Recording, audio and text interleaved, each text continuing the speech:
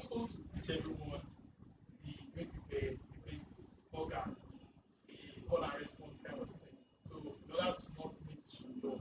So when I say face me, I face you, say talk your own. Don't be excited about it. Should we change it or someone have to better it? Face me, I face you. Doesn't sound like it. And we are supposed to sound like soldiers. Like we are going to war, that kind of thing. Face me, I face you. Yeah, face me this side. Face me, I face you. Abi, we are sorry. Right. Oh yeah, please. Just let it sound like yeah, fake it. Face me and face you. Face face me and face you. Last. Face me and face you. We are together, let's do it. Face me and face you. So when anybody says face me and face you, I'm sure we know there's a gap in that already. So we are like building, we are building the foundation for it. Alright, so we go to the next one, sharp sharp.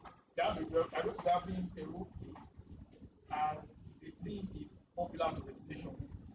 Those involved will come out now to present it. Please let's clap for them as they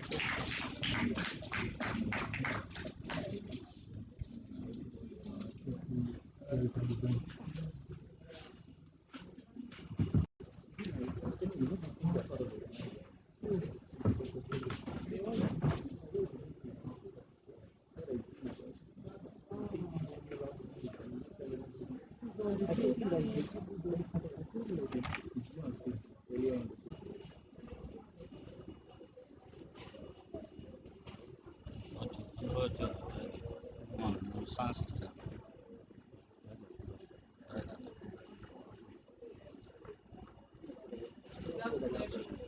I'm back with you, brother. We are here to talk about the pillars of education. Learning to do, learning to do, learning to do, and learning to live together. Okay?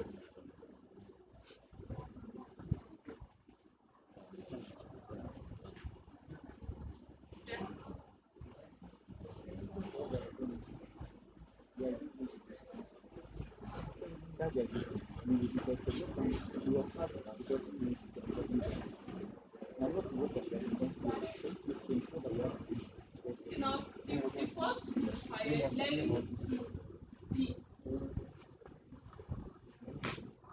How much do you have that money now? You don't talk about that. I don't say that you don't talk about that. I don't get that. How about the computer? I mean, you don't use computer anyway. All right, so Today, my friend, there's money back, money people, and I dey do all these things. Just, okay, I know just 1,000 naira. go and do something with your life. Everything now about what is nice. You know what I do? I sell share. I know. It's not that hard. Just go and do something. Find something doing. Okay, you want to find something. Yes. What exactly do you See, what do you like to do? You said everybody knows that you like photos. So, just go and finish seeing photography. Just develop that skill. Everybody does photography. Yes, but your own is different. If a profession, what if you come? What you are doing is not rocket science now. It will make you to be independent. See, I remember in part one, we had nothing. Exactly. Always struggling. But what if you follow what is not? That's just it. That's it. It's not that hard. Just stop pouring money from everybody all the time now. Don't take care of my bad.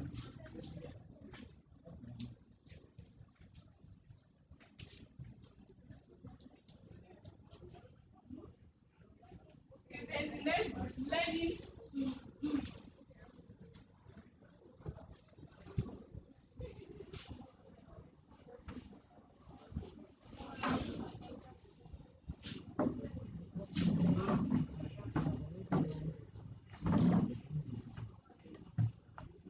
was waiting for the tables.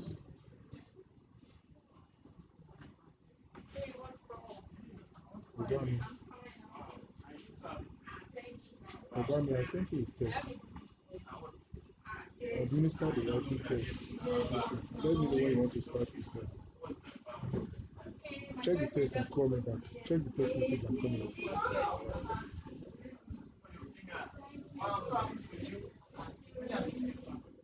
Wow.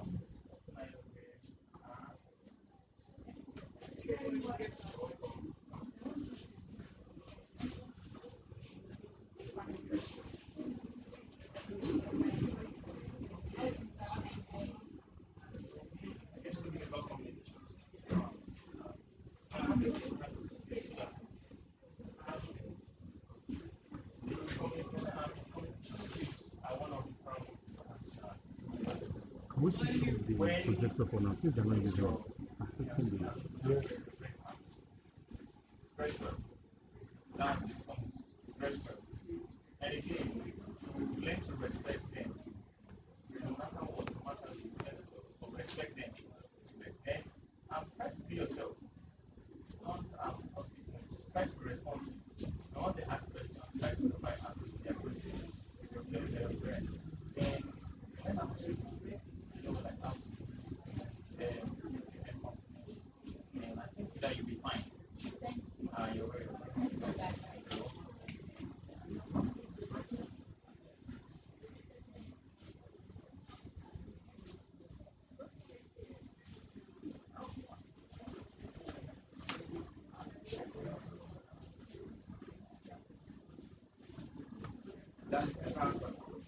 I call him my son. Yeah.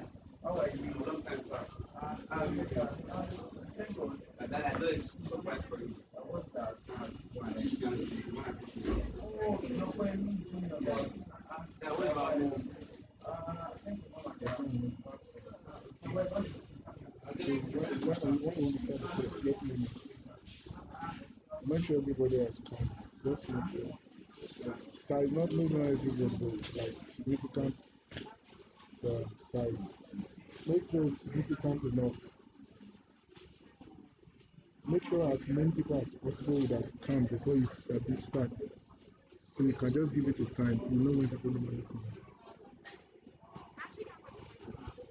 What about Mary? Okay.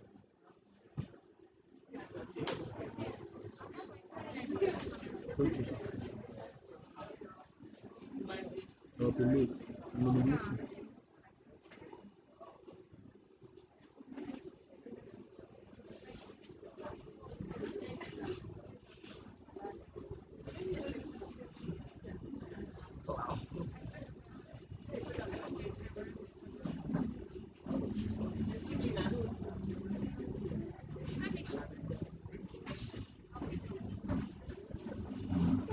Okay, the next one, let it flow.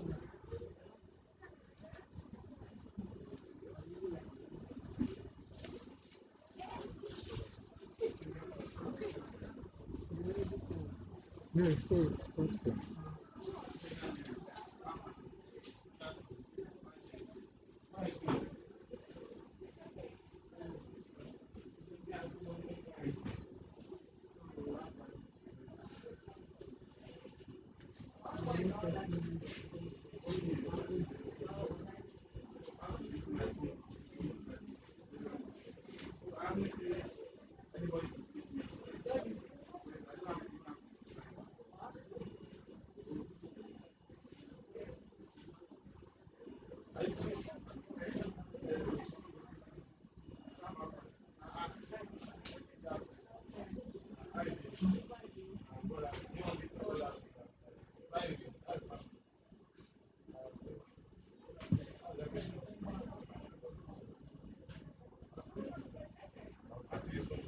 That's our work.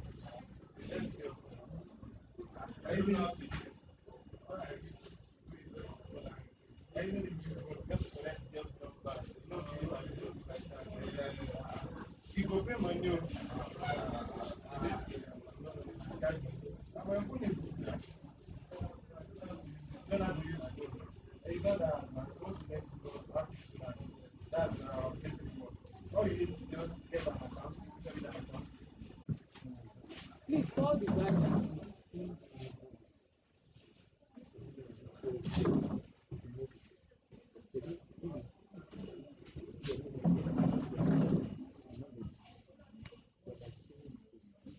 It's not good for the.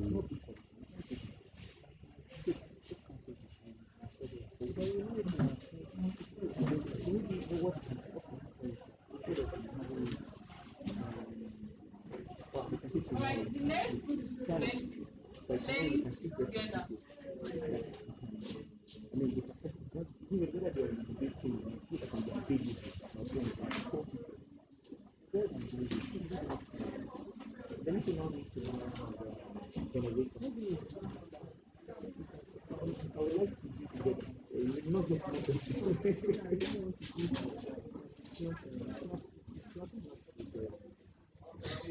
Why my bag here?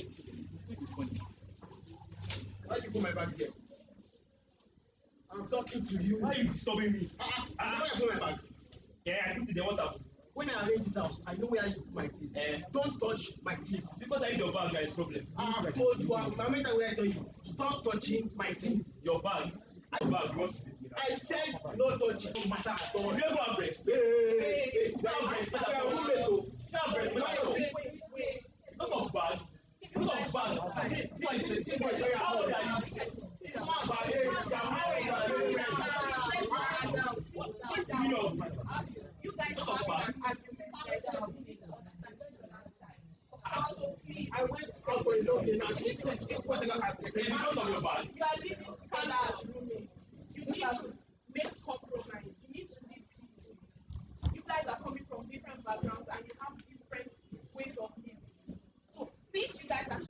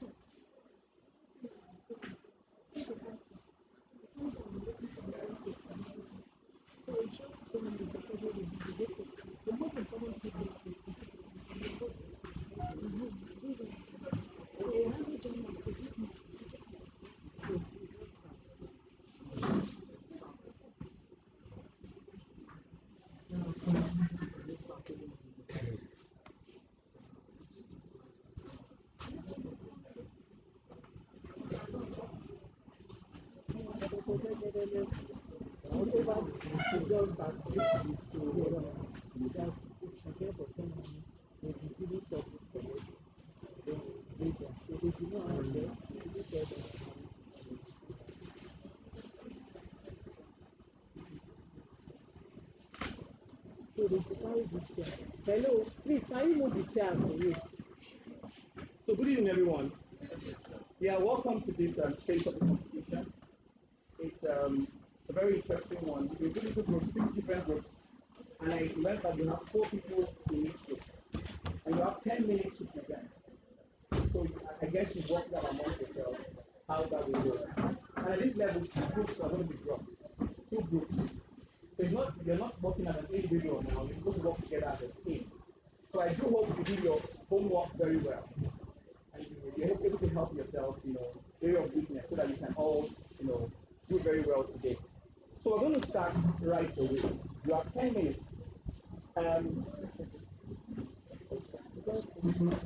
Okay. So can we have group 1 outside? Group 1.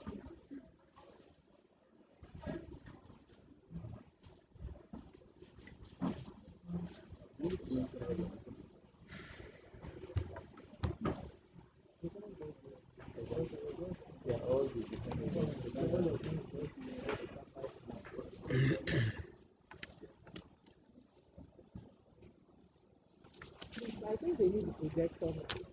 They need the projector. They need to go school. Is somebody there monitoring the system for you?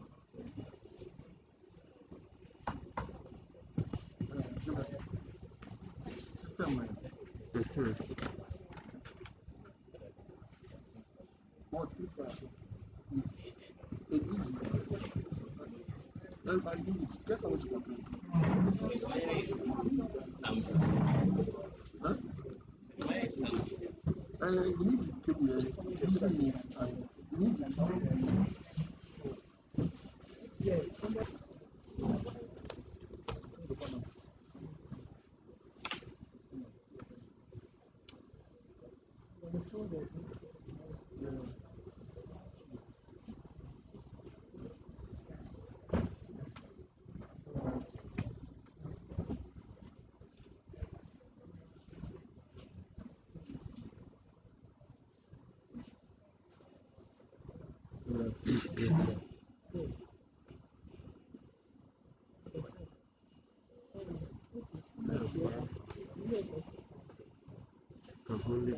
Can we get one of the blue and white? So we don't miss out on it. Maybe one of the young student organizers. Then Can you call one of the student organizers. student Dr. Fire?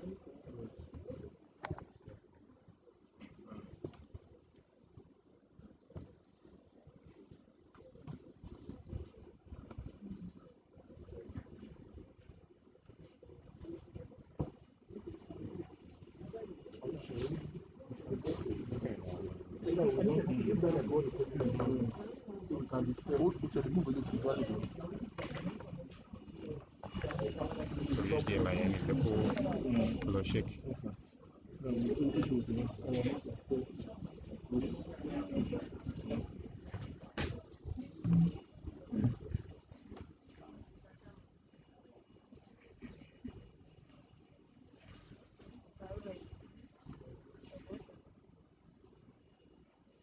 Yes, contact when you are ready.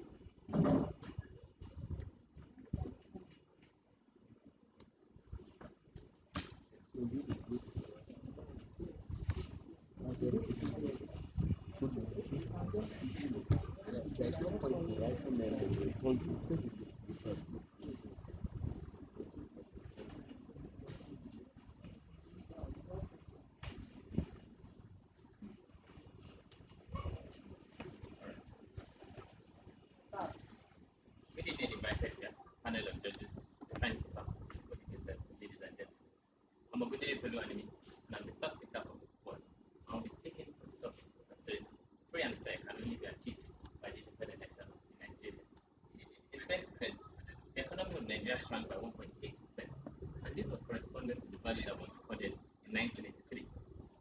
In 2021, it is forecasted that Nigeria's gross domestic product would be as low as the one that we recorded in 2010. That simply means that we would have regressed in about a decade of economic growth. If there's any time that Nigeria needs to come together and salvage what is left of our country, the time will be now. And how do we achieve that? Through free and fair elections. And this cannot be achieved in any way at all but through digital elections. How do we do this? What is digital election? Digital election simply means what I'll divide into two sub-phases, e-voting and I-voting. E-voting requires the physical presence of a representative of the government or an independent electoral individual to oversee the electronic voting system actually does in the polling unit. But as opposed to this, the I-voting does not require such physical supervision. And this means that voters are allowed to vote from their comfort areas at home and upload their results in real time. But are we ready for this really? All this will delve into. Nigeria has tried many ways of righting the wrongs that face in our electoral system. And these were well done to no avail. But in 2015, we resorted to the use of PVC, which is the permanent voters card.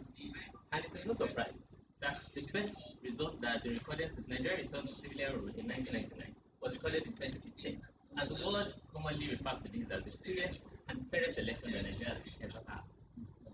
So how do we move forward? We must embrace the path that we have laid our legs on already, which is digital voting. We must move forward. That was according to science. The problems facing the current system, such as violence in elections, underage voting, manipulation of results. Femi, how do we solve these problems that I've highlighted? This is the current state of electoral process. Thank you very much, Toluwani. For the next few minutes, I shall be highlighting how the introduction of digital voting to the Nigerian electoral system would solve some of the aforementioned problems. First, with regards to low voter turnout, it is important to note that two major reasons cause this or fuel this current status quo? First, the fact that stress is involved in going to polling units and queuing up before people can exercise their franchise. And second, as a result of the fact that there is threat of political intimidation at voting centers. However, with the introduction of digital voting, which is both stress-free and intimidation-free, one can be sure of an uptick in voter turnout.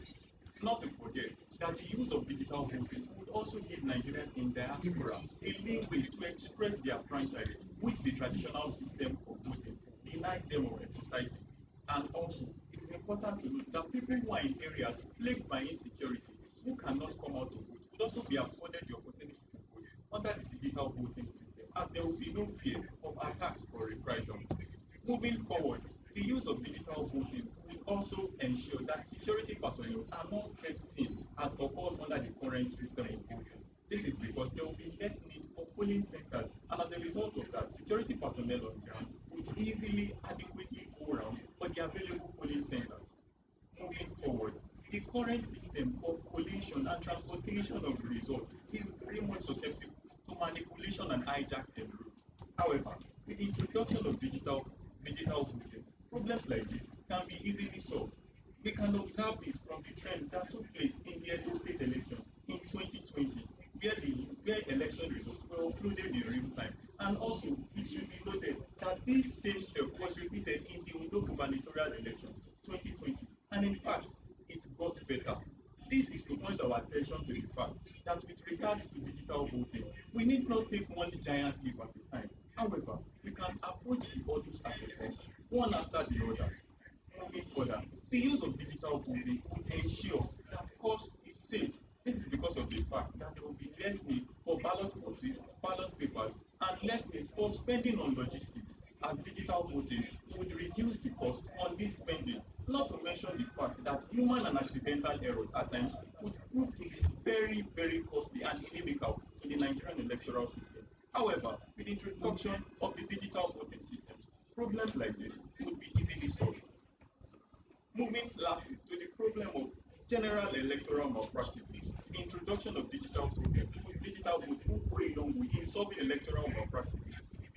Under the Nigerian electoral system in the year 2015, the usage of electronic voting system (EVS) and electronic voter registration (EVR) went a long way in pushing the credibility of the 2015 election, so much the more that it was referred to a lot of observers, including international observers, as one of the freest and fairest elections that Nigeria has conducted since its return to democracy in 1999. Without further ado, it is important to also note that with regard to vote buying, digital voting would largely reduce these problems, as politicians would no longer be guaranteed that the voters or electorates that they pay to vote for them would vote for them in the first instance. And when the risk of a venture outweighs the gains, then it is only commonsensical that engaging in such will really is reduced. Moving further, moving further, the cost of manipulation of votes would also reduce, as results will be uploaded in real time on voting centers based on the technology of digital voting. At this point, it is important to note that Ghana in the year 2011 made use of an automatic or automated fingerprint identification system to reduce the problem of underage voting, vote buying, amongst other electoral maladies. This pushes us to the fact that Nigeria is not the only African country moving towards the path of digital voting, and we have a lot of other counterparts in Africa, over 25 countries, for example, Zimbabwe, Congo, amongst other countries. At the end of the day, we realize that indeed digital voting is the way forward for Nigeria, and this has been rightly asserted by Dayatu Hassan, the director for the Center for Democracy and Development, when she made mention of the fact that the use of digital voting would indeed revolutionize the Nigerian voting system and the African voting system at large, and prevent politicians from altering the will of the people. Having established these advantages, this is open. What are the problems we face that we will face in digital voting, and what are the solutions? Thank you very much. This getting a major thing of getting about the digital voting is reliability. That is, how do we ensure that the will of the people is reflected in the results of the election? The simple way of doing it is by making available small size printouts of the votes, of the ballots that of the votes that are cast, to ensure that the system is verifiable. in case there is a situation where a recount of a vote is required. And this is not a duplication of the paper ballot system, because an official of the Center for Democracy and Development noted that use of currency-sized ballot papers would cut cost of election by billions of naira. Another problem that is pointed at when digital voting is discussed is unreliable battery life of devices. But this should not stop us, as we have the alternative of using solar systems, even in the most remote areas, to ensure that these devices work and nobody is disenfranchised. Also, there's a fear that people are not well trained enough. But INEC had up staff, as the Independent National Electoral Commission, that supervises our electoral system, their staff and their adult staff will be properly trained in the use of the electronic voting machine, and will also be able to assist others that would make use of this technology at the polling centers. Also, alternative use and backups will be made available in case there's a malfunctioning of any of the systems that are put in place. We should realize that the fact that a lot of people will be using the iVoting in the comfort of their home will free up a lot of INEC officials to be able to help those who are unable to make use of such technology. And we will invest in cybersecurity as early as possible to curb crimes such as vote alteration, virus invasion, and stealing of the information of voters. And as to the literacy level, we do not have to, for the fear of disenfranchising the illiterate, not move towards this laudable venture. Because as of 2018, the Nigerian literacy level was 62.02%, a 10.94% rise from 2008 values. And we don't have any reason to think that this will not continue. And for those that are not yet able to make use of this technology, there would also be officials available on ground to help them out. So if Nigeria is to move away from the problem, if we are to step out of this problem of our electoral process, we must do things differently. And I will leave you with this quote by John F. Kennedy to ponder on this. Change is the way, is the law of life, and those who look to the past and present only are certain to miss the future. Thank you.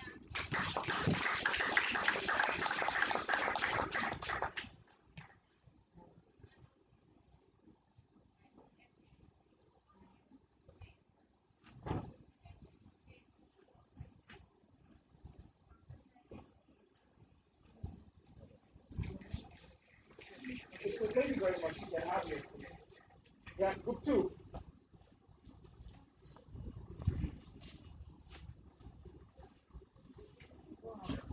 Okay, they're open. Okay, what are you opening? What group? Group five. Okay, group five.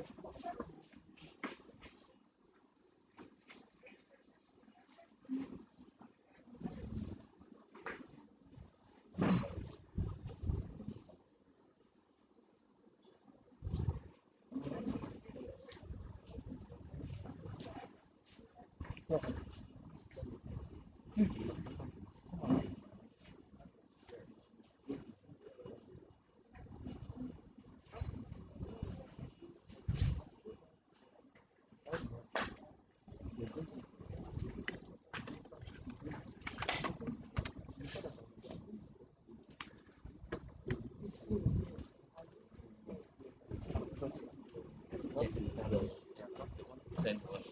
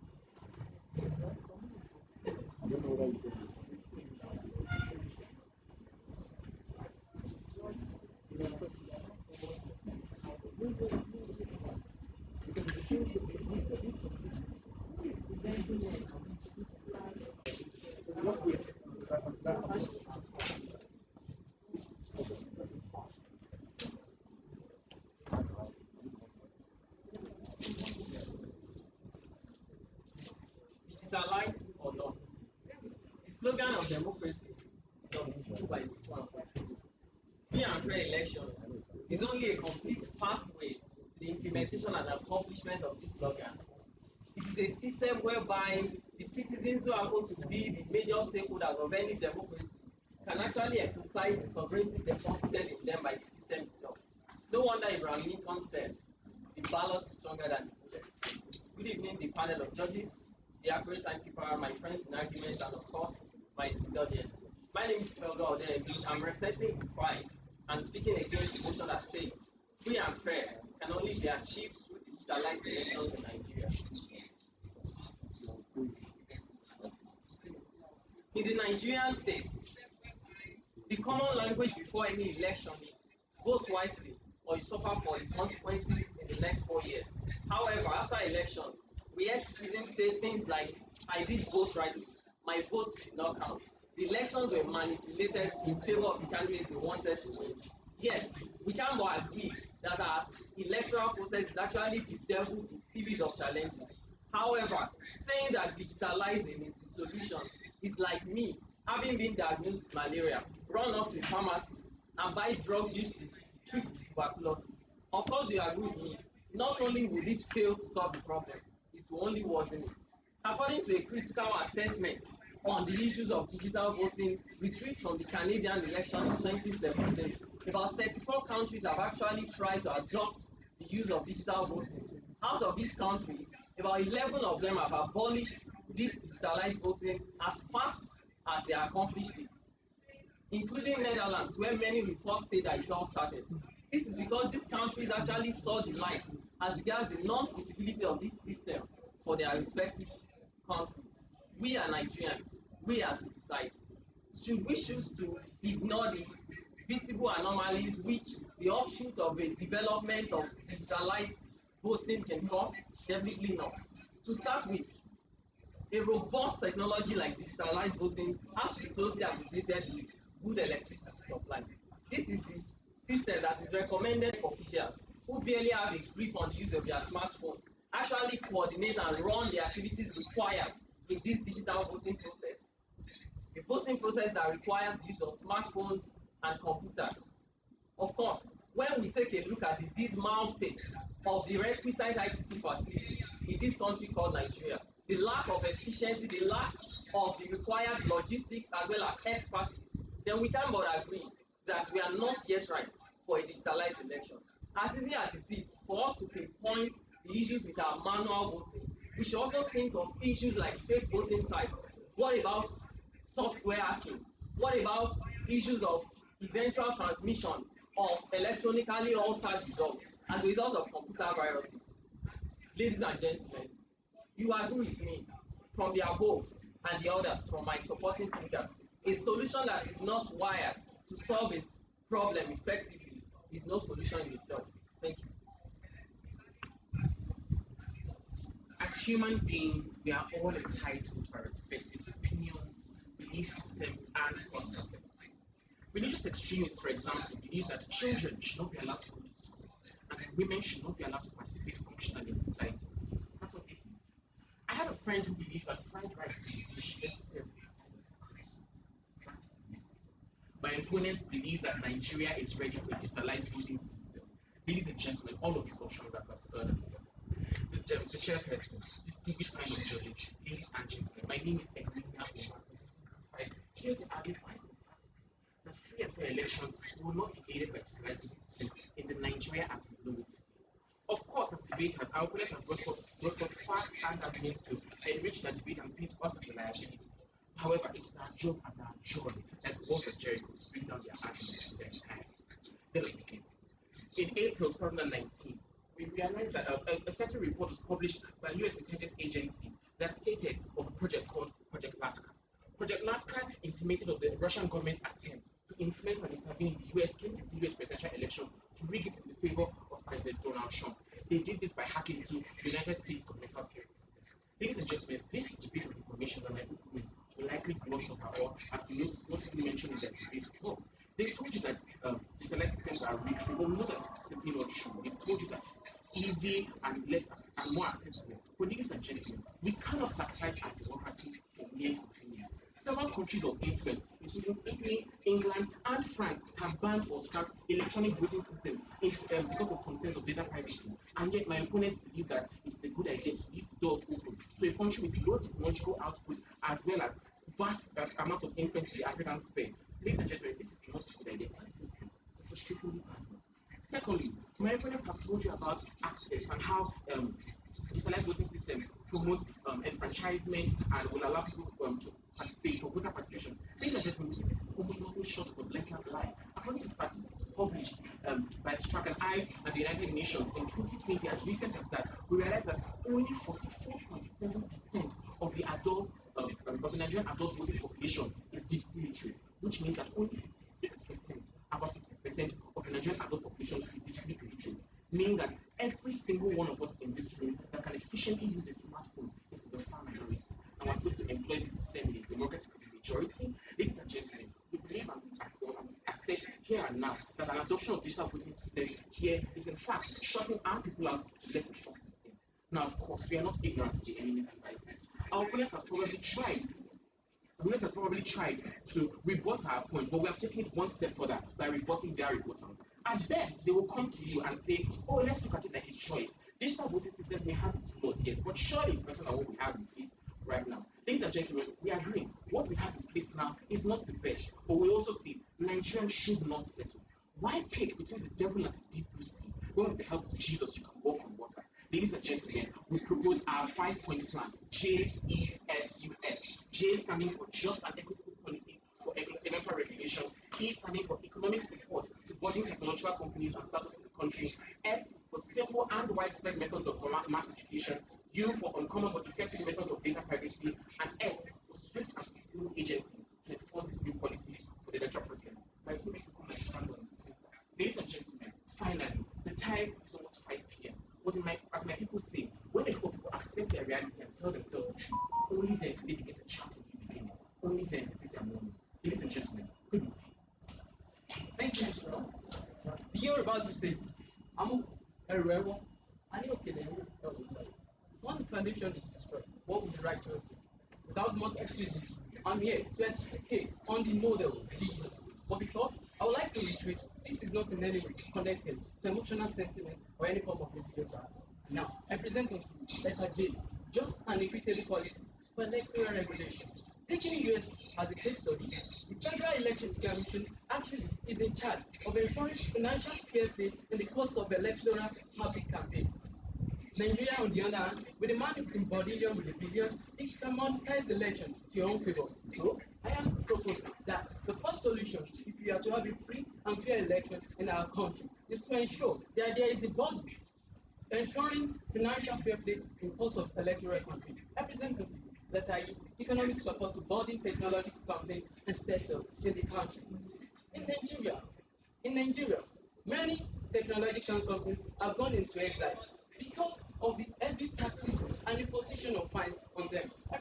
If we can only support these companies, then digital election can then materialize. Simple and widespread method of mass education. In a country where over 64 million are uneducated, I think we need to set a prototype to educate people, lest we will be sidelining certain ages for participating in such a digital election. Unorthodox but effective method of data privacy. In Nigeria, where electoral processes are circumvented by people of higher political rank, then it is important we put in place stringent measures to ensure our data privacy. And lastly, strict and sustainable agencies to enforce these new policies for the electoral process. In Nigeria, it is one thing to make a law, it is another thing for it to be enforced. And as such, if we don't make agencies whom our allegiance will be to the interest of the citizen, then definitely we are heading nowhere. While I reach a conclusion, I put it on the distinguished judges. In our quest for progression, shall we then rebound with progression? Thank you.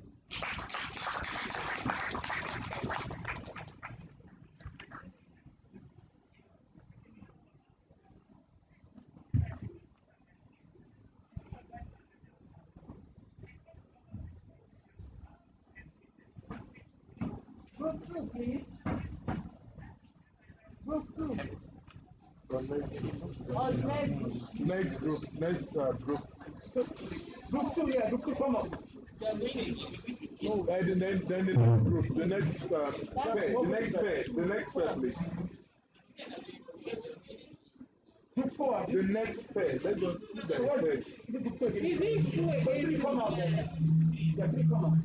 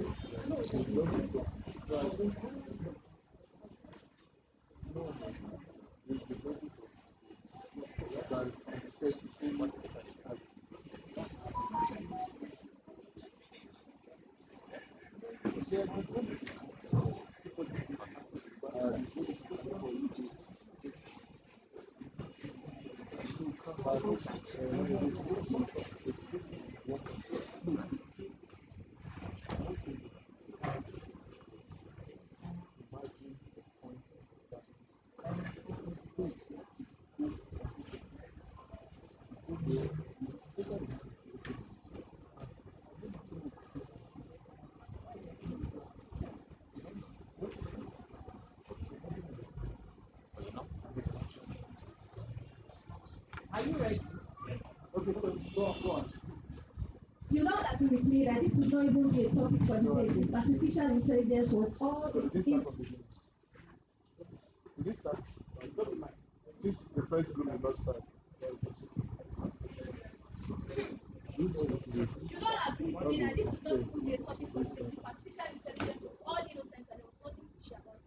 Seems to me like the organizers of this debate must be aware of 36 million people estimated to lose their jobs if this continues. We'll find out about that. Ladies and gentlemen, panel of judges, ever listening audience and my good data. Standing before you is Paula Grace, Oluwabusi from the Faculty of Agriculture. I have with me. And also, let's talk about unemployment. Already, look at our present situation. How many people have jobs? Next slide. This is the situation that we have now with humans taking over jobs, with robots taking over jobs from humans. In the year 2000 in the United States, to travel through a train, you have to go to the train station. To travel from city to city, you have to go to the train station, purchase a ticket, enter into the train, the conductor will confirm your ticket. There are about 6 people that have their jobs, 6 to 7 people, passports in 2021.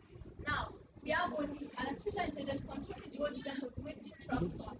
We have humans who that this is the Tesla type of a company owned by Elon Musk. And these are autonomous companies where the humans had their jobs. This was for 2015 when the humans didn't have their jobs. But 2020, following this trend, people would have totally lost their jobs and there will be no jobs. Followed by this, we have insecurity. Because if people lose their jobs, it increases the crime rate, and this one is starve on the road. It eventually wipes out humanity. Besides, I've never seen a black robot. I mean, a robot with an African kind of skin. It's always a white skin robot here, white skin robot here. So let's talk about race in artificial intelligence. Already, the Europeans already have an upper edge with respect to artificial intelligence. And this artificial intelligence, remember, it tries to colonize it because what caused colonizing in the first place was the upper hand that Europeans angered Africans. In artificial intelligence, Europeans are there, then Asians are there, then far behind we have Africans. If this continues, this uncontrolled advancement of artificial intelligence will eventually wipe up an entire race. It will lead to Africans. This needs to be curtailed. This imbalance needs to be watched. Next slide. This shock, consequently, this social humanoid robot developed by an Hong Kong company, Binansi Robotics, Sophia, will artificial intelligence destroy humanity? No one is in the best position to answer this question than this robot herself. What baffles me is that when asked a series of interviews, she repeats over and over again that she will destroy humanity. Why? This makes me question the intentions of artificial intelligence. Will artificial intelligence destroy humanity? I think this answer. I'd like to continue from where the first speaker has stopped. Now, artificial intelligence. I feel artificial intelligence is something that will fuel war. And why? We can see that wars and colonialism, just like the first speaker has said, all started from the fact that some people were technologically advanced than some others. Now we have artificial intelligence devices that aid war. We have drones, combat drones that can fly on their own. We have, these war machines that are just out there to destroy.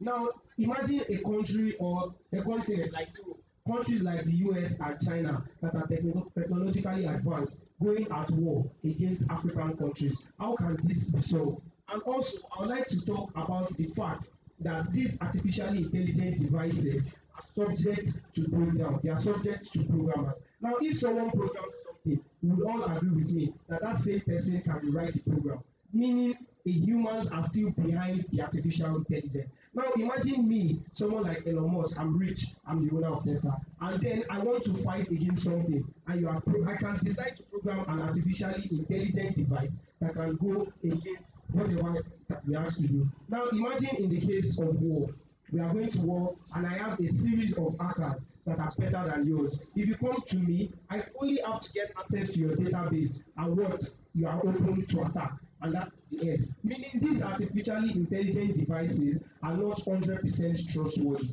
You would also agree with me that involvement of artificially intelligent devices into the medical and health sector can also be detrimental. Why? Because at the point of treatment, there can be a power surge, and we have a patient that is dying. What happens? There is nothing until we get back up. What if the patient dies at that instant?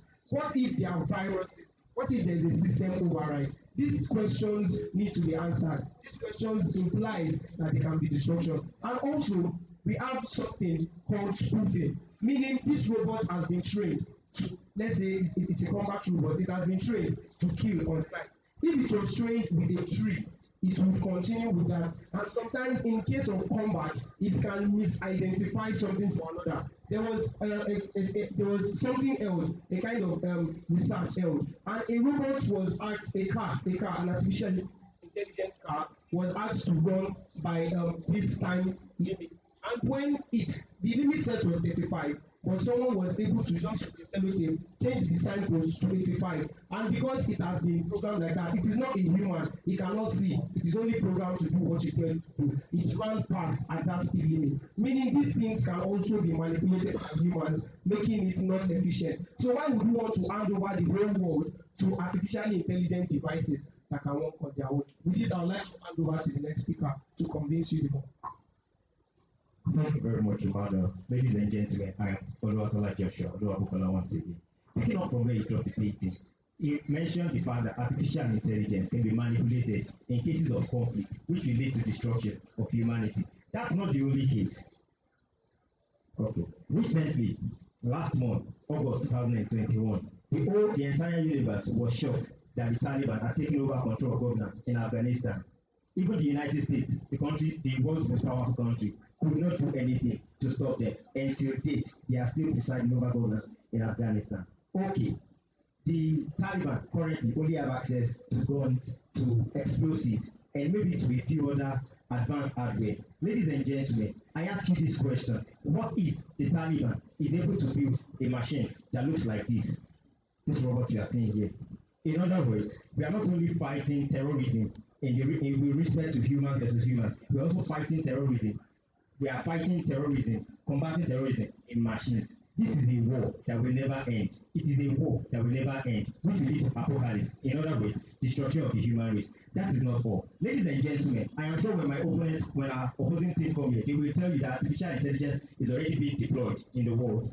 Artificial intelligence, of course, it's already been deployed in the world. It has some advantages, we agree. But the point is the disadvantages outweigh the advantages. And if the advent of artificial intelligence is not curtailed, it will lead to the destruction of humanity. Ladies and gentlemen, the phones and laptops and computers we use these days, they run on binary system, that is 0 and 1. There is a device that scientists have been trying to build for years now. They have not successfully built it yet, but it is estimated that before the year 2050 or 2060, they should have been able to complete it. This device is called a practical quantum computer. What can this practical quantum computer do? This practical quantum computer, when it is finally invented, it will render every form of encryption decrypted. In other words, our emails are not saved any longer. text messages that WhatsApp tells us are end-to-end encrypted, and I say nobody can read it. They are no longer secure. Anyone who has access to the quantum computer has access to any binary code written by any programmer here on earth. Ladies and gentlemen, I am sure that's a very scary picture. That is something we do not want to happen. That is something that can undermine the safety of a nation. That is something that can undermine the safety of a continent.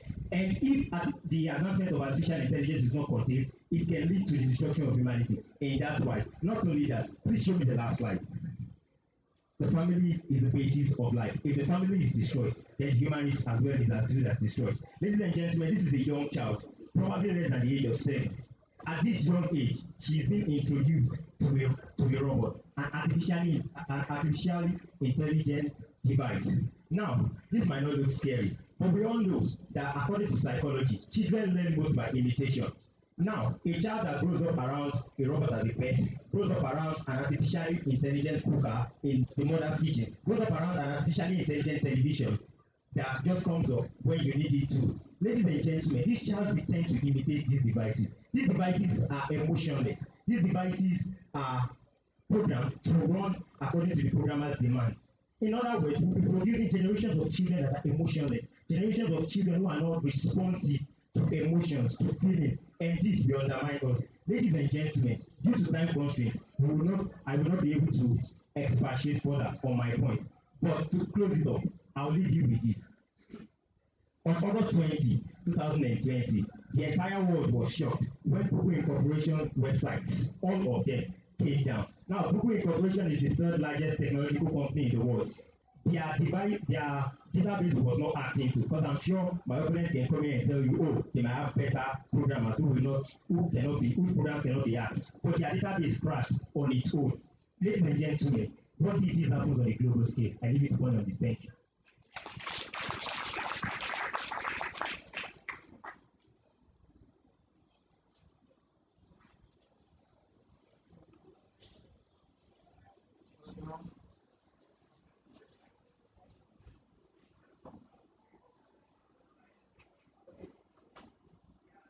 The next group 2. Yeah.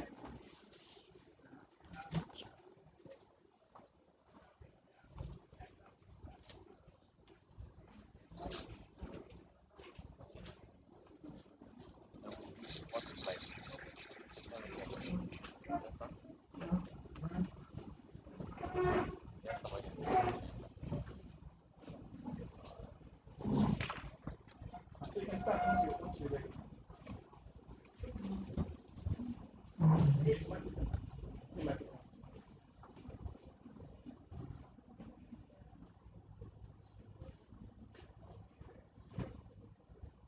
Since early 1700s, when industrial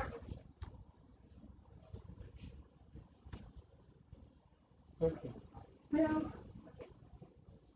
Since early 1700s, when industrial revolution began, man has always shown fear as a result of machines that are more powerful and efficient than them. Definitely, from simple weaving machines to very complex nuclear devices, man has shown a level of disdain and fear for unknown powerful machines. At this point, the question becomes, why is this technophobia being carried out? Definitely because of ignorance and plain misinformation that our opponents have come here to tell you. My name is Ife Debate, a representative of Group 2, and with me and my groupmates, Ololade Edu, Ayomide Salami, as well as Victor Tomini. And as a group, we're going to be telling you how the development of artificial intelligence cannot lead to the destruction of humanity. But firstly, there's a need for us to define what artificial intelligence is and what it offers to our world now before going into bed. Artificial intelligence can be defined as a system ability to actually interpret data correctly, to learn from that data, and to also ensure that it carries out specific tasks as a result of the learning transfer. It was developed as a result of classical philosophers' ability to show that human thinking can actually be likened to symbolic systems. Ever since then, we have seen that artificial intelligence has actually progressed, but it was formally introduced in 1956 in Dartmouth College. We would say that system assistants like Google Siri itself, Windows Cortana, as well as navigation apps like Google Maps, and even Netflix itself have also shown how ease has been introduced into human life. We can see that artificial intelligence itself can actually mimic and also carry out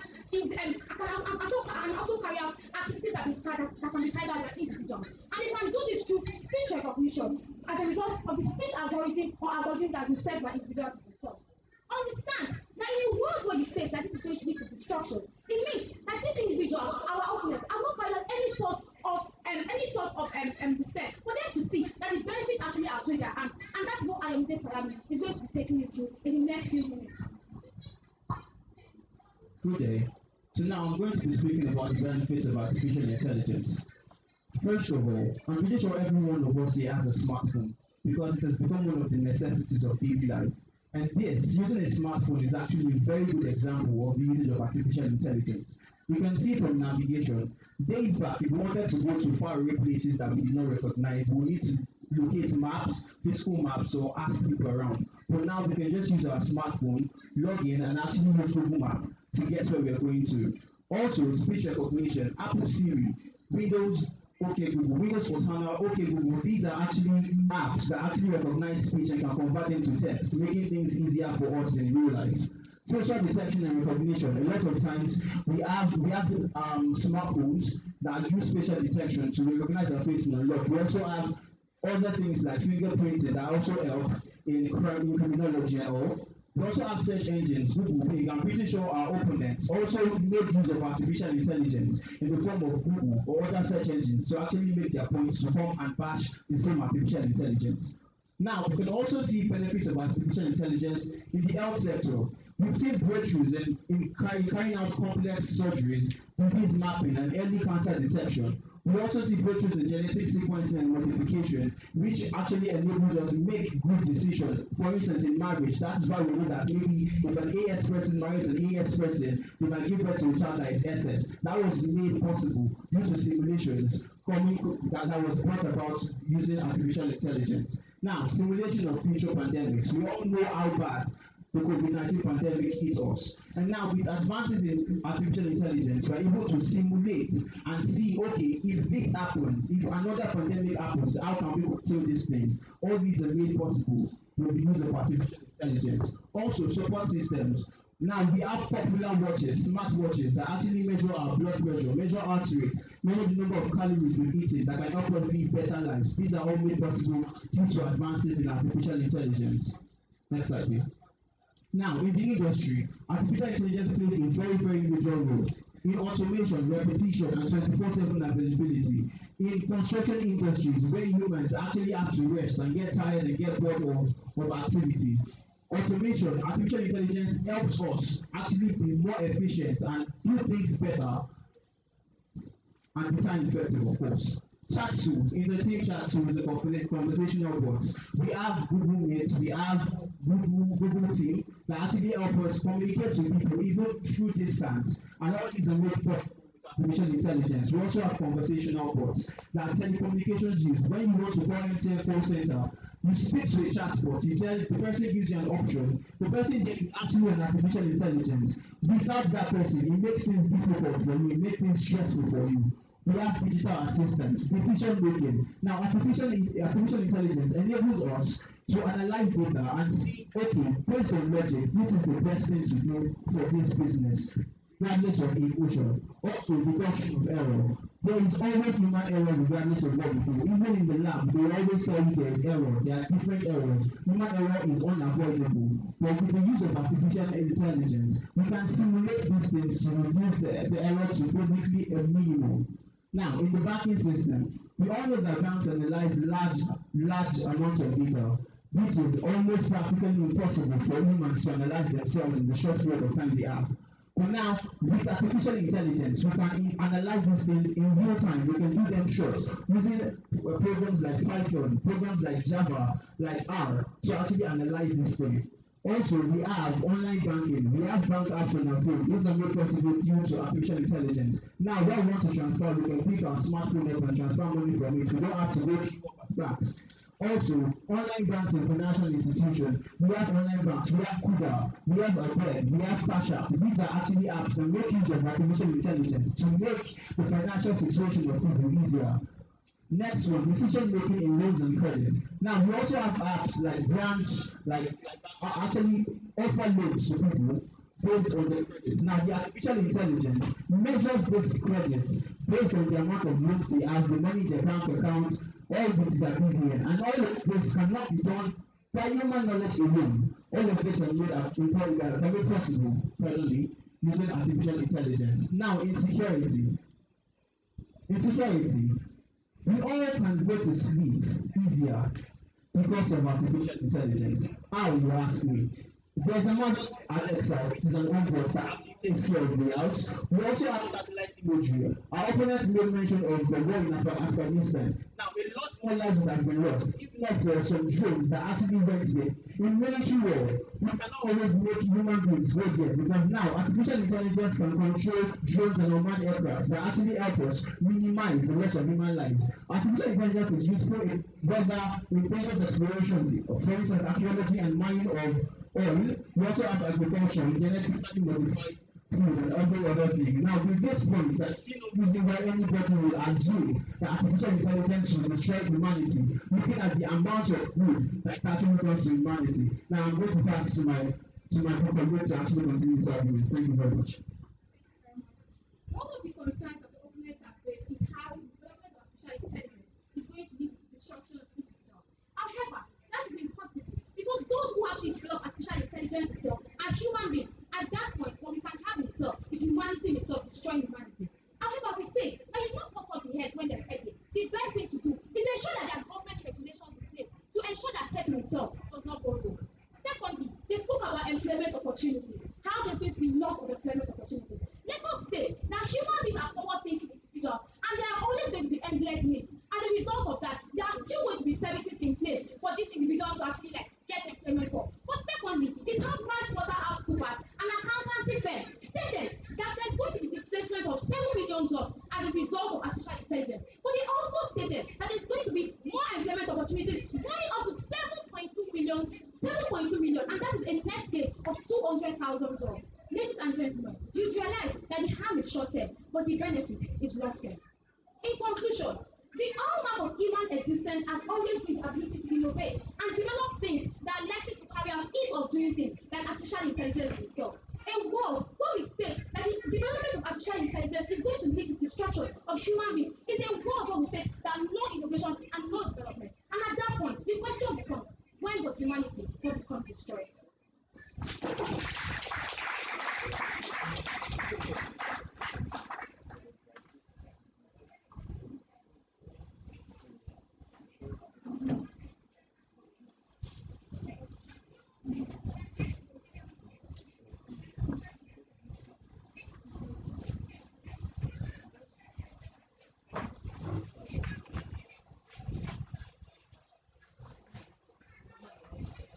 After the Doctor, I think as you have your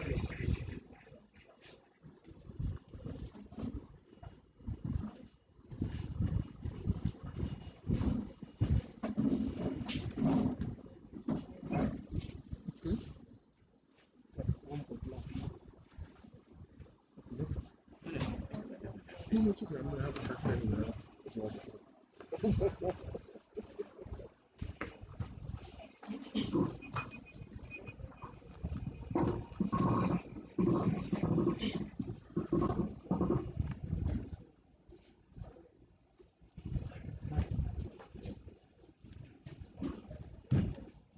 Dogs are beautiful creatures, but we put them in cages.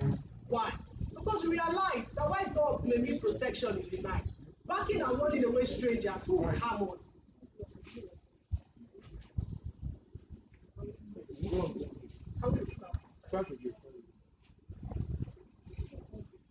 Dogs are beautiful creatures, but we put them in cages. Why? Because we realize that while dogs may need protection in the night, barking and warning away strangers who would harm us, that very same act of barking during the day could put visitors who visit us in danger. Essentially, we regulate them. Tech companies have become the big dogs of social media. And without regulation, we cannot ensure our protection. But without regulation, we cannot ensure our protection. With regulation, that is how we just panel of judges, ladies, gentlemen. The team name is Team 4. My name is Oke Olayemi Israel. And speaking with me, Adekoye Aziza. Together we are going to show you why regulation, social media should be regulated by the government. before we can show you why, we need to show you what we mean by regularization of social media. According to reports by BBC in November 2020, showed that the regularization of social media would mean the provision of statutory rules and regulations to ensure that social media companies ensure safety of their users on their platform. This makes a lot of sense when we consider another report by the Washington Post in 2020, which showed that social media controls most of the world's critical infrastructure for information, expression, and communication. From these reports, we can report that social media is too important to not be regulated. And in the spirit of regularization, we have regulated our points to rules. R for ripple effect of unregulated social media. U for underpinning accountability. N for legitimacy of government regularization. E engaging with logistics. And S where we will show why the point of our opponent will not stand. Essentially, our argument is that if we would regulate food and drugs that we eat for safety, then we should be able to regulate social media when we speak for safety. And to that end, my partner at the scissors will now begin. I'm going to be speaking on the ripple effects of unregulated social media. Social media has become the hub of cyberbullying, promotion of hate speech, promotion of fake speech. It has become a platform full of faceless individuals who can go on to Twitter, to Facebook, or to Instagram to talk bad about another person, to talk bad about government, whereas they are not going to be held accountable for whatever it is that they are going to say. Ladies and gentlemen, you would agree with me that the social media has become a focal point where violence is being instigated. A very good example in recent times, we talk of NSAS protests of 2020, we also talk of other means of violence that could have erupted if social media is not being regulated. Now, I put it to you that you are seated here, that in the advent of war or disintegration erupting from unregulated social media, where are we going to go? Where are we going to live? Where are we going to stay? There will be a loss of human rights. People will be displaced. People will no longer have work and jobs. People will no longer have what to eat. And of course, we also have to learn that the refugee problem that the world is facing at the moment is so high. So if Nigeria should disintegrate because of unregulated social media, where are we going to go to? Which country is big enough to accommodate all of us? And also, a report by Statista in 2020 shows that about 14% of Nigerians are using the social media. That leaves about 52% of Nigerians that are not on social media. So we have to look at this from the utilitarian principle by Jeremy Bentham. He said the greater good for the greatest number of persons. The president of the Federal Republic of Nigeria is not the president of the social media users alone. He's the president of all Nigerians. So he has to protect the rights and the interests of all the rest of these individuals. So if anything happens, what happens to the 52% of Nigerians are not on social media? What happens to my mother? What happens to my grandmother? Where will they go? Where are they going again? We have to look at it from this point of view. And of course, you know, as students of politics and political science, there's core and national interest, which is the national sovereignty of this, which is there's a core and a vital interest, which is the sovereignty of Nigeria as a country. So if the sovereignty of Nigeria is being threatened by the activities on social media, it has to be regulated. Israel, please show us why the social media has to be regulated. To my next point, underpinning accountability. With great power, they say, comes great responsibility. But I tell you, with great power comes great accountability. Otherwise, such power will become tyranny. Are social media tech companies powerful? According to facts provided by New York Times in 2020, it clearly showed that Cambridge Analytica, a statistics body, bought over millions of Facebook users' data to sell to politicians for their campaigns. This was shown to have an effect on the election that brought Donald Trump as president. This clearly shows that social media indeed has power. But then, let's check another report. By files and figures provided by Forbes in 2021 as well, it shows that over 77% of young people on the internet use social media. 58% of all people who use internet go to social media for information. And over 36 billion records have been leaked out because of data breaches via social media. This clearly shows one point, by all these facts, files, and figures, that social media has become too powerful to not be regulated. And as such, this is what accountability brings. Because as Lord Acton stated, power corrupts, and absolute power corrupts absolutely. With accountability, we can make sure the power of tech companies do not corrupt. To the next point, why should government be the ones in charge of regularization? The simple answer, duty. It is the doctor's duty to treat his patient. It is the lawyer's duty to defend his client in court. It is the government's duty to protect the rights of the citizen. But for tech companies, on the other hand, their duty as a company is to make profit. What this means is that if your enemy needs your data and it's worth over $5 million to them, a company will definitely sell that data because their duty is not your interest. Their duty is profit. Now, we are not irrational, and we know that there are situations whereby government may not have its interest at heart. For example, when electricity in Nigeria goes up, or when fuel prices go up, or when lecturers have to go to strike simply because of their basic right to be paid well, because they've been driven to a point where they put their hands in their pockets and they say, Sapa, nice one. We know that indeed it's possible for the government to not care. But even when the government does not care, who should we still choose? Government. Why? The answer is simple. Change. When Facebook does not use your data the way you like, the only choice you have is to leave Facebook. You can't change it. But for government, on the other hand, you can always change the government by elections in a democratic system. And even when there is a dictatorship, you can always change that government by revolution. As John F. Kennedy clearly stated, where a government makes peaceful resolution impossible, they have made revolution inevitable. To my last point, how do we actually make regularization of social media work? Like a spider web, we need several threads and strands of solutions to be able to create a safe social media space. And some of these have been provided by the Forum on Information and Democracy in 2020 to include the creation of rules that will ensure that social media platforms create proactive measures to ensure that there is safety for social media users on their platform. Second, that there is fact-checking programs to ensure that public messages that are shared on social media are verified for the truth so as to limit misrepresentation on social media. Furthermore, to have end-to-end encryption like it's currently on WhatsApp to ensure that even social media companies cannot infringe into your chat and violate your data privacy. Furthermore, where users are going to give data to social media companies, this must be done with the consent of these users. And this must be written in simple language, not in the law terms and conditions that we all know we won't read. And lastly, we need an independent agency to make sure that the rules for a safe social media space created by government is one that is enforced through tribunals who would punish social media companies by penalties where they fail to obey these rules. Essentially, Gary is sweet, but Gary with sugar and groundnut is better. This clearly shows that for us to have a safe social media party, we do not just need the government, we need all hands to be on deck. And this could be in ways that we can see and ways we can't even see. For instance, I am confidently speaking with Azizat, but then I have Akachi Osuji, my partner here, helping us to direct our presentation. Likewise, I have Samuel Adegoke telling me my time is almost up for this presentation. Just to allow you to have a successful presentation to hear. For us to ensure the safety of social media and for the safety of all, the cooperation of all. We should not clap yet because we are here to show you the last part of our slide, to show you how our opponent's argument should be refuted.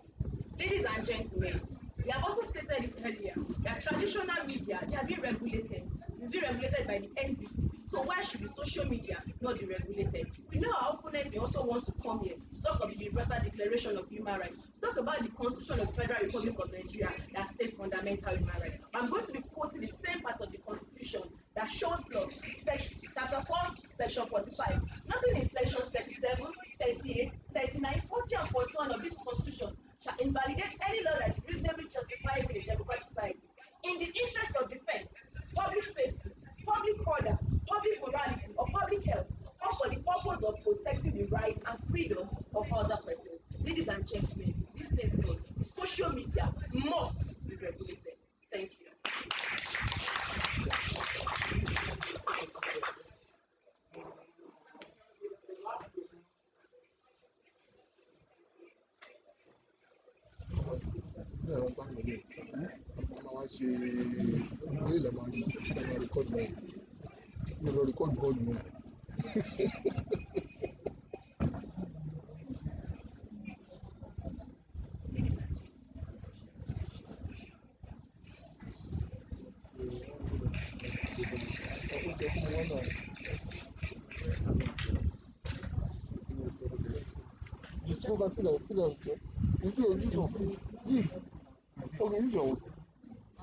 Okay.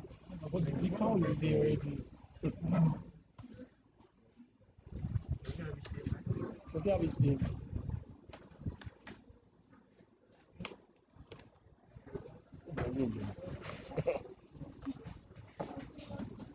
She just sent.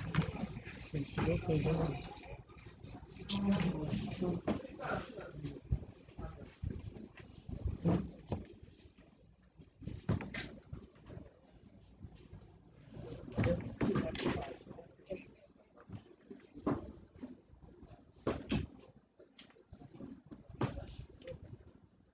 an AGM manifest. That's what we said before. It does. It does, but the problem is he has a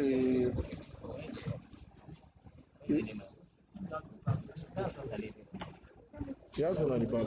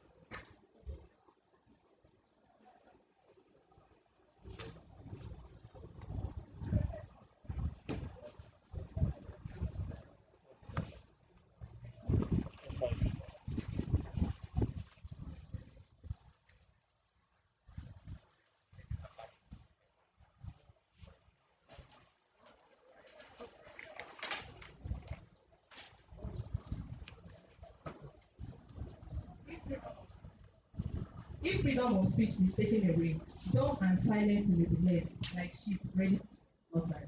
These were the words of a great politician, George Washington. Of what benefit is the Universal Declaration of Human Rights if social media is to be regulated by the government? Good day, the chairman of the occasion, panel of judges, timekeeper, co-debaters, distinguished ladies and gentlemen. My name is Paulo Grace. I'm representing Group 6 to speak against the topic, which states social media should be regularized by the government. Before I dive into the text of the topic, I would like to give the definition of some terms. Social media from the Oxford Advanced Learner Dictionary is defined as a website or an application that allows users to create content, share, and network. Tom Edmonton, the Deputy Director of the Economist, defines social media as a true conversational environment in which information is delivered horizontally from one person to another, rather than being delivered vertically from an impersonal central source. Regularization of social media is defined as to conform or to change a system for reasons. Social media should not be regularized by the government for the following reasons. First, it infringes on people's right to freedom of speech and expression. Freedom of speech and expression is universally acceptable, recognized, and protected. Therefore, regularizing social media by the government is to shun the citizen and deny them the right to freedom of expression. Second, regularizing social media by the government should not be done because it could result in censorship, which is suppression of ideas, images for reasons that are considered offensive and politically unacceptable. Let's take, for instance, the recent EndSARS protest that occurred in October 2020. The National Broadcast Commission laid down some set of guidelines. Media suppression in this case, they laid down some set of guidelines that outlets have a duty to protect the image of the country. For this reason, several channels couldn't give vital information. They couldn't give full details on the happenings at EndSARS protest. Also, regularization of social media by the government should not be done because it will result in dictatorship. Thanks to the Arise TV and African Independence Television, they brought us tragic details of everything that surfaced during EndSARS protest. Social media should not be regularized by the government because social media companies have internal mechanisms that protect their users against cyberbullying, child abuse, violence, and terrorism. It is very possible for an individual to report spam content on Facebook. In addition, social media platforms block millions of pieces of harmful content. In addition to the information displayed here, between July 2019 to September 2019, 8.8 million videos were taken down by Google-owned sites because they were considered harmful to their users. And of this, 93% of those contents were automatically taken down by programmed machines. To talk of this content received no views. In addition to this information, YouTube employs 10,000 people to regulate content on social media. Facebook and Instagram employs 35,000 people all over the world to regulate content on the social media. What is the role of the government in regularizing social media? Finally, regularizing social media by the government is just a state of misplaced priority. It is a case of misplaced priority because regularizing social media takes time, resources, and money to regularize content on social media. Why can't we just channel those energy into improving several things in our country by the problems in which we are facing? Improving education, improving health sector. Why can't we just channel those energies into paying our lecturers and listening to the demand of health workers rather than spending time and money to monitor WhatsApp and satellite phones? Regularization of social media by the government is absolutely not necessary because there is no gap that requires the place of the government. I'll leave you to ponder on this while the speaker takes the question. Thank you. Standing on the existing protocol, I'm here to give more light on the reasons why government has no job or has no duty to regularize social media. Let's talk about the issue of impracticability. We all know that in this 21st century that we are in, it has become practically impossible for anyone to have full control or to regularize the use of social media. Now, 1 year ago, when the government of Nigeria moved forward to ban the use of Twitter in the aim to regularize it, we also saw that according to the Guardian's news on 5th June 2020, it was being discovered that over 15 million Nigerians still have access to the use of this Twitter that the government is trying to regularize. My question to us now is, what is the means of the government coming to regularize it when it has become practically impossible for such to be achieved in this century that we are in? In addition to this, when we talk about the right to information, we all know that what the government tends to give to the people is what they want us to see, not what the reality is actually portraying out. And it's of no debatable use that every government has inadequacies and shortcomings which they would love to hide from their citizens. In view of this, during the NSAS protest, using for instance, it was being displayed on social media platforms such as Twitter, Facebook, and different WhatsApp platforms on the irregularities that this government is being perpetrated on daily basis. My question to you is that if these things are being regulated by the government, do you think you have access information to such news? Of course, everybody knows that that is a no.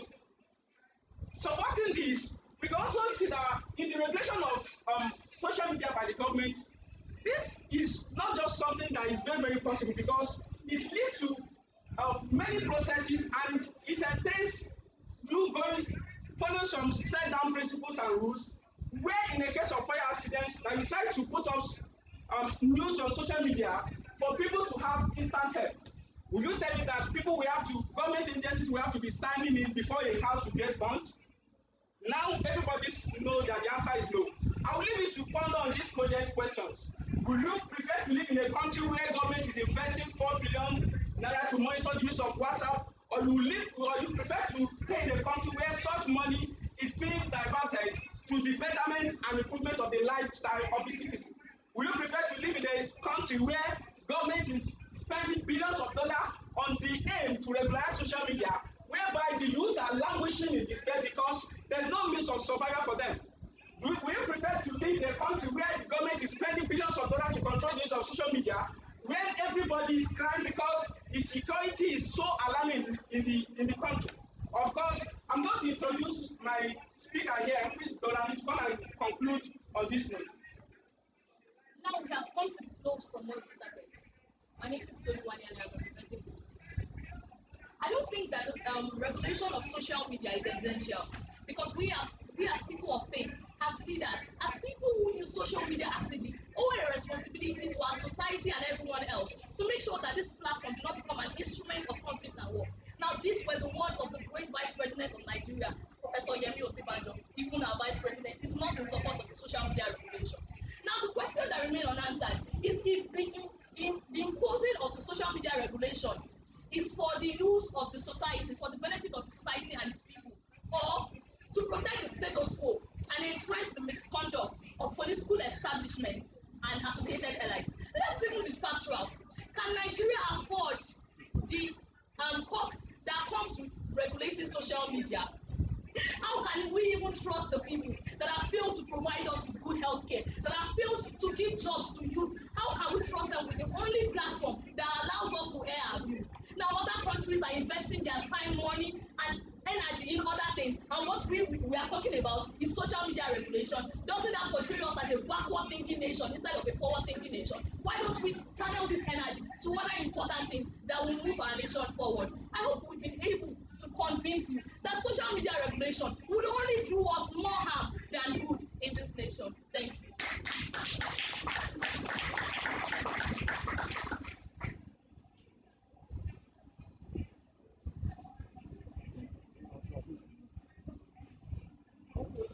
Thank you very much. We want to appreciate all the presenters. Thank you so much for all you have done. Thank you for maintaining your point. And we'll get back to you shortly. Thank you.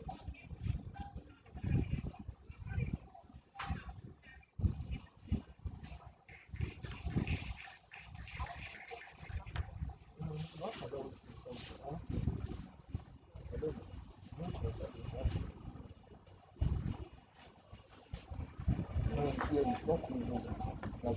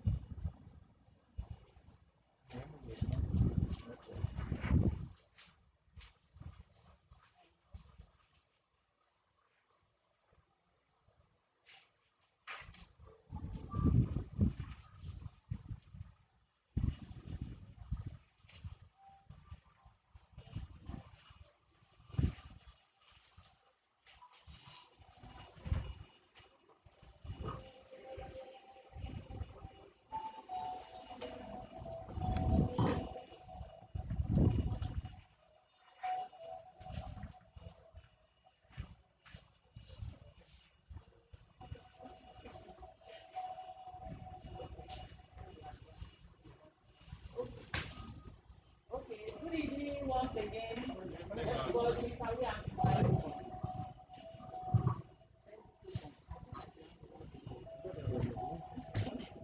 Okay, thank you so much. We want to congratulate everybody in the group. We appreciate the fact that you work together as a group. You can see the cohesion. You can see the cohesion, and we appreciate the fact that you've been able to marshal your points. But we have to leave two groups out of the competition. Though you are not leaving the competition ultimately, but we need 16 people for the next round. So at the end of the day, group 3 and group 6 will be leaving. I think say congratulations to you. You really tried. You worked very hard. Group 3 we came up with 73.5%, and group 6 is 57.8%. So the fourth position goes to group 5 with 74.12%. The third position, group 2, 75.6%. The second position to group 1, 77.5%. And the fourth position to group 4, 83%. So congratulations to all of you. Thank you.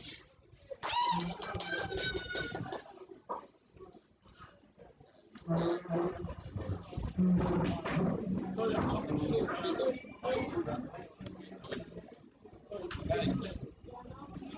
guys, this next stage has been. Sorry, Deborah.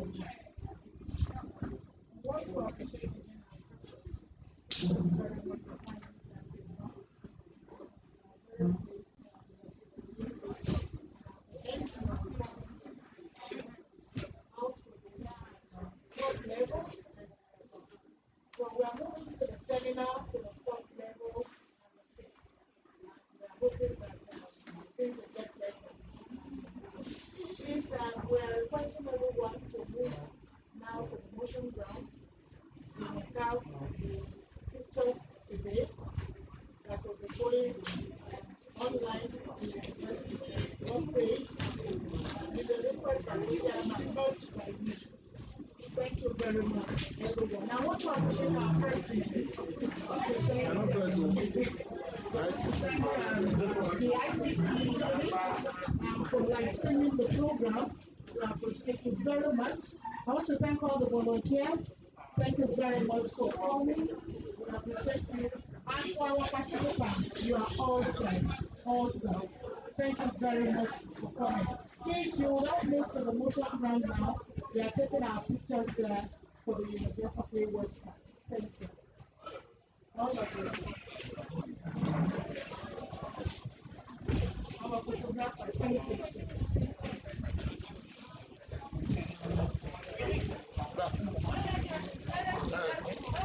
Find it. Èmi náà lọ mú ṣọ́gbà àdúgbò àlàjì máa gbélé wọn. Ìgbọ́dọ̀ yà fọ́tò.